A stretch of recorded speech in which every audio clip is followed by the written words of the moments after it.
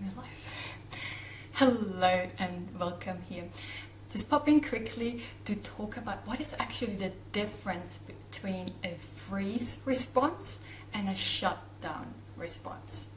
Okay, this question comes up so often, and it doesn't matter where you're at on your healing journey, whether you're at the beginning or whether you've already done a decade of healing and you know everything and you've got all those tools and practices in your toolbox. It is important to know the difference so you use the right tools for the right thing, right? Because physiological, something very different is going on in our body. So I'll give you some examples so you can identify within yourself the difference.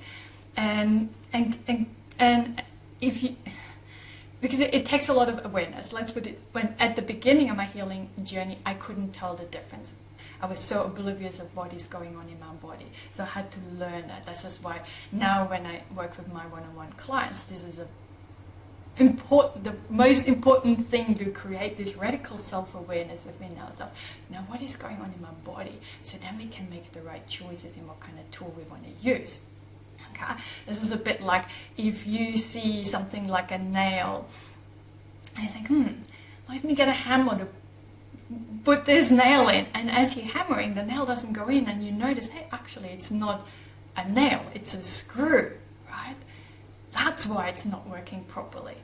So there's nothing wrong with the hammer, the tool or the practice that you use to help you regulate your nervous system again. It's just not the right tool for the right situation. I hope that makes sense there. But when we're talking about the freeze response, okay, think back when the last time when you thought, I think I'm frozen, what did that feel like in your body? What was happening? Okay, because there's the sympathetic nervous system, we have the fight, flight and freeze response. They're both, so the freeze is also sympathetic nervous system activation. When that happens in a real threat, that really helps us survive, but that's not what we're talking about today, right? We have that triggered, that response in the absence of actually real danger, right? The other day I was walking home and I was walking past a truck, and just a few meters past the truck they accidentally dropped some pellets, when they hit the ground, that banging noise it made, and I froze. I know I froze because of the physiology in my body. I'm aware. It's like I almost stopped walking, like with my one leg almost off the ground, and I froze. And it's that tension and the eyes. It's almost like that freaked out look. It's like that's what I look like when I freeze, right? I really tense my muscles, almost like armoring up. Like if you had a lot of physical abuse growing up, there's still that when we're tensing up our muscle, it's almost protecting our organs. It's an instinct. It just happens naturally. It's not something we try to do, but that's what that is. That tensing up. So for me, that's what's happening. I get my muscles are really tense when I freeze, and it's also I feel my heart rate. Do you feel it too? I can really feel my heart rate going up inside, and it's fast. Okay, that's why I know I am frozen at that speed there. So when we stay in that frozen state too long, the next option our body has to help us restore balance or help us feel safe is the shutdown collapse, and that's a very different kind of physiology there. But let's look at the shutdown so we know the difference between the two. Okay. Well, if I have a shutdown, it looks different. I'll try to demonstrate this on video too. But for me, it looks like when I shut down instead of the frozen thing, it's more like, you see, it's like I collapse within myself. All my muscles get really, they're not tense anymore, okay? And I often have my mouth open, and people always point that out to me, and I'm very conscious of that.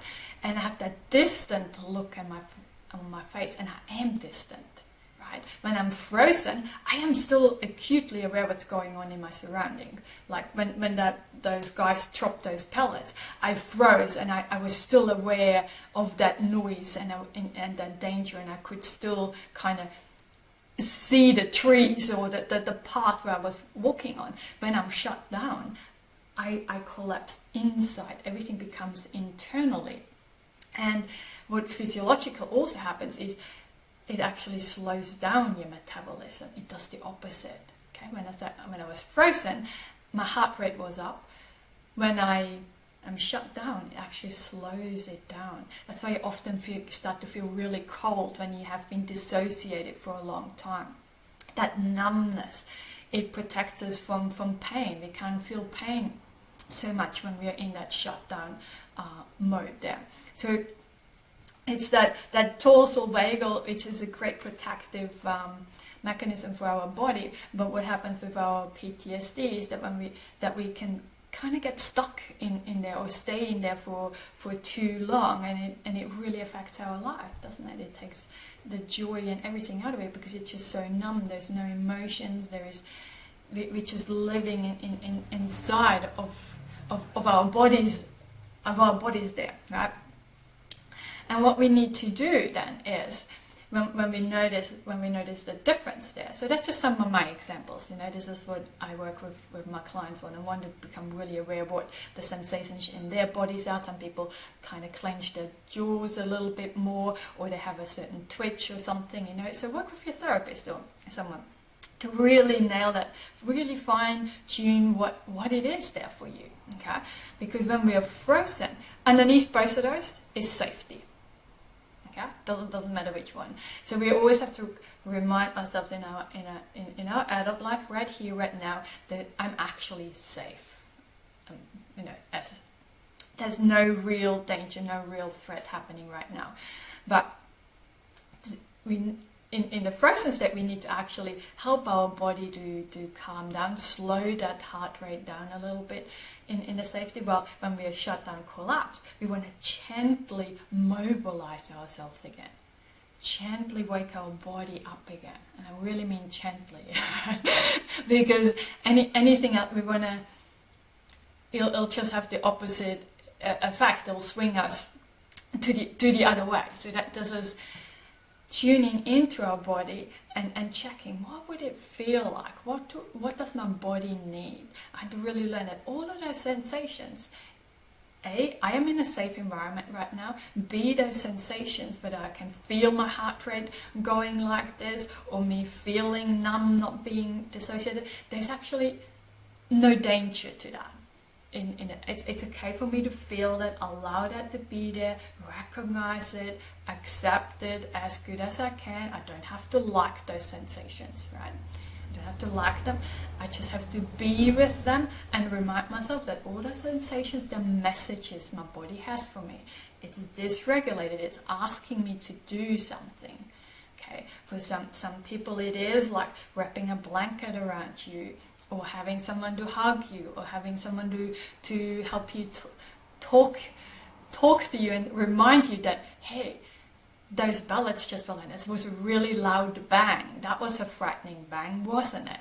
And someone pointing that out to me helps me quickly to recognize, oh, that's what it was. Okay, so that might be helpful to you. It might not be, but that's why we want to get really curious. When we are numb, for example, I did a lot of went through very long periods of numbness, and where I had tendencies of self-harm and so forth. And I like to have ice cubes. When you have ice cubes in the palms of your hands, or even the feet, if I wrap them around, I can feel that kind of helped me to feel a little bit more alive again, coming back into my body, reminding myself I am safe. That is something that I liked. Might be something different for you. Maybe for you it is actually going out to nature and hugging a tree and feeling the bark, that roughness of that bark, or lying in the grass. Or some people like to go for a swim in the ocean and things like that. You really need to feel into yourself and trusting that the answer of what you need is actually within. When you get to that place, it is so beautiful. Yeah, because it's like you have that sense of agency back again. It's like for so long I felt like my body is against me, or I don't know, it's hard to, or my body is failing me. I constantly had all these kind of stories going for me. You know, when I was triggered, just for example, when I was still at uni, walking up to the library and I got triggered and I froze up or had a panic attack. I hated myself. I hated my body doing this to me when there's no threat, and it's like, how dare you? You know, no compassion there. And I didn't realize that they were just, my body was trying to communicate to me that I was pushing things a little bit too much. It needed a little bit of something different for me that I was not willing to give it back then.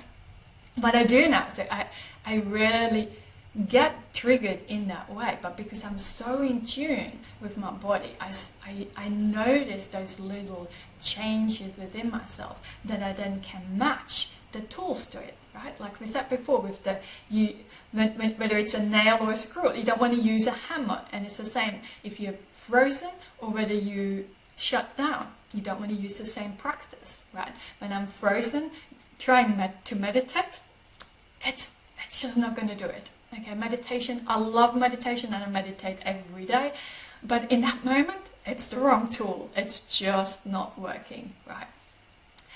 Well, when I'm really shut down, something like the mindfulness exercises might help a little bit. You know, for me, it's more the sensory, to really touch my body and feel, you know, my fingers squeezing it, and I just noticed that my fingers are actually cold compared to the skin, and just noticing those changes to come back into my body, you know, feeling the edges of my body, knowing that I am supported in this chair, and bringing myself more back into this present moment again. Okay, so that's just a few tips there. Obviously, there's endless, and I would love for you to share below too. What is it? What are your signs? How do you know in your body that you're frozen or whether you're in shutdown? And what kind of practices do work for you? Because that way, especially for people who are just on the beginning of that journey, that healing, and trying to figure out what is happening in their body, that can be so helpful. It can give them a lot of different things to try and explore within themselves, because like I said at the beginning, I was so disconnected from my body. I didn't know what I felt and how I was feeling different, and I didn't know what to do. I didn't know what kind of techniques or practices would actually help me to soothe, you know, to help my body to calm down. I didn't know what would slow down my heart rate or my nervous system or my metabolism and so forth. I had no idea. So I just really encourage you all to share your tips and tricks and tools and insights there with us as well. So thank you so much, and as always, sending you lots and lots of love and rainbows to brighten up the tough times just a little.